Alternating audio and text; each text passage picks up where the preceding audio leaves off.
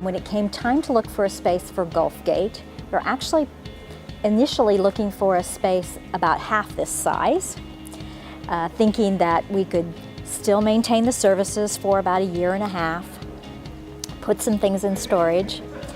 But as we started talking to the folks at Westfield, they had a location that seemed to be make it possible for us to move the entire service. And when we looked at all of the advantages, the pros and cons, having the full library services here really was what we chose to do. Among the things we were looking for a location was convenience for the existing library users.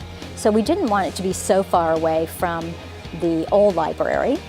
We wanted it to be on a bus line. We wanted there to be plenty of parking. And really, the opportunity to be in a shared environment was an experiment that we were keen to conduct. So this all packaged together to be the right location.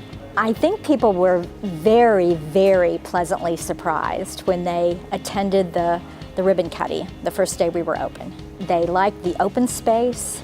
They liked that everything they were relying on having access to before was still here. And in particular, they loved seeing the same staff, the Friends of the Library bookstore, and knowing that programs that they really enjoy attending would still be conducted in this space. And this includes both adult programming, youth programming, and teen programming. And what we were able to do at the temporary location, due to the size of the facility itself, is to maintain and actually increase the level of programming we were able to offer previously at our permanent location. We're just coming off a very successful summer reading program year that we had better numbers than the previous year at our permanent location, which itself was a record year. I would say one of the biggest advantages of this experiment is that we have attracted new users to the libraries. People who perhaps have not been using one of our other libraries or the original Gulfgate Library. As they're walking in the mall, they look up and see the sign for a public library. They come in, take a look around, and decide maybe they should get a library card. I hear from people what a great idea they thought this was, how it's exceeded their expectations. One of the things I think we anticipate is that when we return to the new, beautiful Gulfgate Library that we're building, all of the folks that have been so pleasantly surprised and have appreciated the service here will follow us to the new place. One of the audiences that we've really obviously appealed to are the teens. The Gulfgate Library has a very active teen advisory board. Those are teens that create opportunities for other teens to come to the library and participate in programs, and also it's a leadership development kind of program.